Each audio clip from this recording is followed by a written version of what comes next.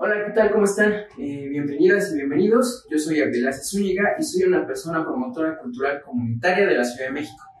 El día de hoy les voy a leer un cuento que se llama Espantos de Agosto, del libro 12 cuentos peregrinos de Gabriel García Márquez, que además es mi libro favorito. Aquí vamos. Espantos de Agosto. Llegamos a Arezzo un poco antes del mediodía y perdimos más de 2 horas buscando el castillo renacentista que el escritor venezolano Miguel Otero Silva había comprado en aquel recodo idílico de la campiña toscana. Era un domingo de principios de agosto, ardiente y bullicioso, y no era fácil encontrar a alguien que supiera algo en las calles abarrotadas de turistas. Al cabo de muchas tentativas inútiles, volvimos al automóvil, abandonamos la ciudad por un sendero de cipreses sin indicaciones viales, y una vieja pastora de gansos nos indicó con precisión dónde estaba el castillo.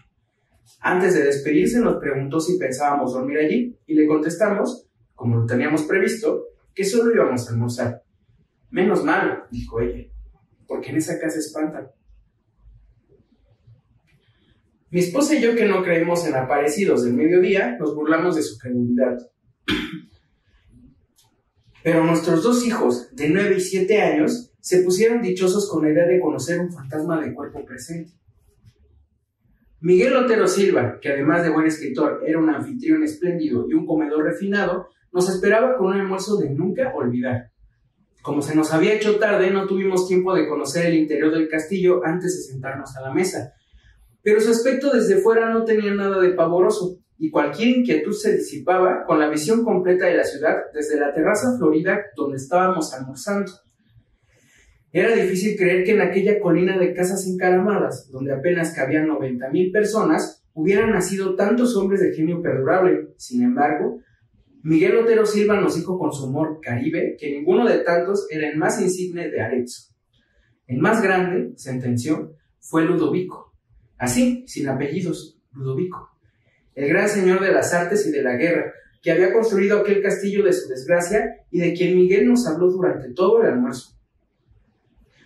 Nos habló de su poder inmenso, de su amor contrariado y de su muerte espantosa. Nos contó cómo fue que en un instante de locura del corazón había apuñalado a su dama en el lecho donde acababan de amarse y luego azuzó contra sí mismo a sus feroces perros de guerra que lo despedazaron a dentelladas. Nos aseguró, muy en serio, que a partir de la medianoche el espectro de Ludovico deambulaba por la casa en tinieblas tratando de conseguir el sosiego en su purgatorio de amor. El castillo, en realidad, era inmenso y sombrío, pero a pleno día, con el estómago lleno y el corazón contento, el relato de Miguel no podía parecer sino una broma como tantas otras suyas para entretener a sus invitados. Los 82 cuartos que recorrimos sin asombro después de la siesta habían padecido toda clase de mudanzas de sus sueños sucesivos. Miguel había restaurado por completo la planta baja y se había hecho construir un dormitorio moderno con suelos de mármol, instalaciones para sauna y cultura física, y la terraza de flores intensas donde habíamos almorzado. La segunda planta, que había sido la más usada en el curso de los siglos, era una sucesión de cuartos sin ningún carácter, con muebles de diferentes épocas abandonados a su suerte. Pero en la última se conservaba una habitación intacta por donde el tiempo se había olvidado de pasar. Era el dormitorio de Ludovico. Fue un instante mágico. Allí estaba la cama de cortinas bordadas con hilos de oro y el sobrecama de prodigios de pasamanería todavía acartonado por la sangre seca de la amante sacrificada. Estaba la chimenea con las cenizas heladas y el último leño convertido en piedra. El armario con sus armas bien cebadas y el retrato al óleo del caballero pensativo en un marco de oro, pintado por alguno de los maestros florentinos que no tuvieron la fortuna de sobrevivir a su tiempo.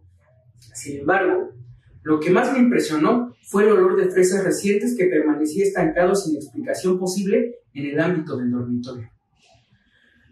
Los días del verano son largos y parsimoniosos en la Toscana, y el horizonte se mantiene en su sitio hasta las 9 de la noche. Cuando terminamos de conocer el castillo, eran más de las 5, pero Miguel insistió en llevarnos a ver los frescos de Piero de la Francesca y la iglesia de San Francisco. Luego nos tomamos un café bien conversado bajo las pérgolas de la plaza, y cuando regresamos para recoger las maletas encontramos la cena servida, de modo que nos quedamos a cenar. Mientras lo hacíamos, bajo un cielo malva con una sola estrella, Los niños prendieron unas antorchas en la cocina y se fueron a explorar las tinieblas en los pisos altos. Desde la mesa oíamos sus galopes de caballos herreros por las escaleras, los lamentos de las puertas, los gritos felices llamando a Ludovico en los cuartos tenebrosos. Fue a ellos a quienes se les ocurrió la mala idea de quedarnos a dormir.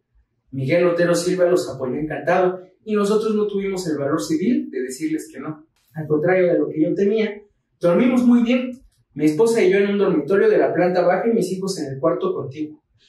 Ambos habían sido modernizados y no tenían nada de tenebrosos. Mientras trataba de conseguir el sueño, conté los 12 toques insomnes del reloj de péndulo de la sala y me acordé de la advertencia pavorosa de la pastora de gansos. Pero estábamos tan cansados que nos dormimos muy pronto, en un sueño denso y continuo, y desperté después de las 7 con un sol espléndido entre las enredaderas de la ventana. A mi lado, mi esposa navegaba en el mar apacible de los inocentes. ¡Qué tontería!, me dije, que alguien siga creyendo en fantasmas por estos tiempos. Solo entonces me estremeció el olor de fresas recién cortadas, y vi la chimenea con las cenizas frías y el último leño convertido en piedra, y el retrato del caballero triste que nos miraba desde 3 siglos antes del marco de oro. Pues no estábamos en la alcoba de la planta baja donde nos habíamos acostado la noche anterior, sino en el dormitorio de Ludovico, bajo la cornisa y las cortinas polvorientas y las sábanas empapadas de sangre todavía caliente de su cama maldita. Octubre de 1980. Recuerden, 12 cuentos peregrinos de Gabriel García Márquez. Hasta luego.